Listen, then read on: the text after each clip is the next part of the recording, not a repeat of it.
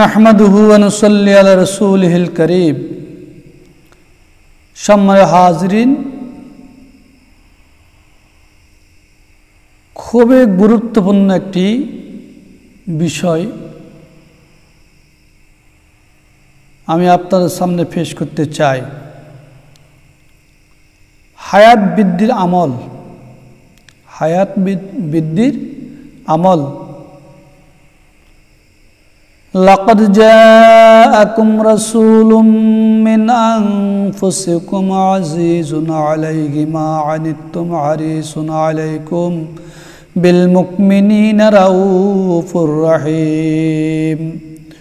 Fine তাওয়াল্লাউ ফাকুল হাসবিয়াল্লাহু লা ইলাহা ইল্লা হুয়া আলাইহি তাওয়াক্কালতু ওয়া হুয়া রাব্বুল আরশিল আযীম।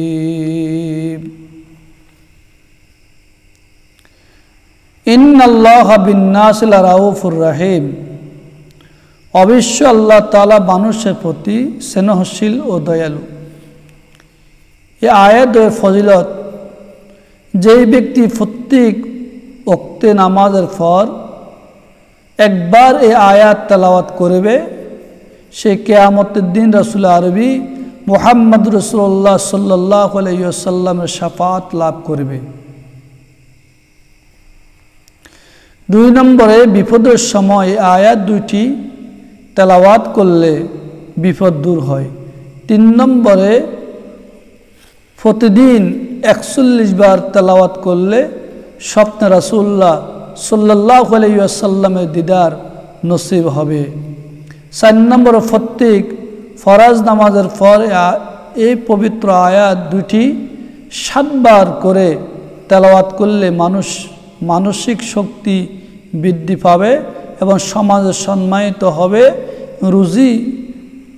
রুজির অভাব থাকবে না, বিপদ আসবে না, অপমৃত্যু হবে না, হায়াত বৃদ্ধি পাবে ও তার সকল কাজ সহজসাধ্য হবে এবং স্বপ্নে রাসূলুল্লাহ সাল্লাল্লাহু আলাইহি ওয়াসাল্লাম সাল্লাল্লাহু আলাইহি ওয়াসাল্লামকে দেখবে, অপমৃত্যু হবে না। স্বপ্নে রাসূলুল্লাহ সাল্লাল্লাহু আলাইহি ওয়াসাল্লামের জিয়ারত নসিব হবে। যেই দিন এই আয়াত দুইটি তেলাওয়াত করবে, সেই দিন কোনো দুর্ঘটনা পড়বে না। সে যদি কোনো বিপদে মুসিবতে পড়ে, এরকম বিপদে মুসিবতে পড়বে না, কোনো দুর্ঘটনা তার হবে না। 5 নম্বরে, আয়াত দুইটি প্রত্যেক দিন 100 বার করে পাঠ করলে যাবতীয় বিপদ আপদ, যাবতীয় পেরেশানি থেকে রেহাই পাবে। কাগজে লিখে সাথে রাখলে কোনো কাজে গেলে আল্লাহর মেহেরবানিতে কাজ সহজ হয়ে যাবে। এই আয়াত দুটির মধ্যে যেহেতু আল্লাহ তাআলার উপর নির্ভরশীল হওয়ার বর্ণনা রয়েছে, তাই আয়াতগুলো তেলাওয়াত করলে তার রহমত ও সাহায্য লাভ করবে। 6 নম্বর, রোগাক্রান্ত অবস্থায় এই আয়াত দুটি তেলাওয়াত করলে রোগারোগ্য লাভ হয়। আয়ু বৃদ্ধির জন্য এটা হতে উৎকৃষ্ট কোনো আয়াত কোরআন মাজিদে নাজিল হয়নি। অর্থাৎ আয়ু বৃদ্ধির জন্য, হায়াত বৃদ্ধির জন্য এতে উৎকৃষ্ট কোনো আয়াত আল্লাহ রাব্বুল আলামিন কোরআন কারিমে অবতীর্ণ করে নাই।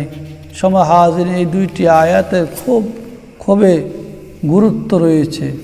এই জন্য আমরা এই আয়াতগুলি অবশ্যই পাঠ করার জন্য চেষ্টা করব।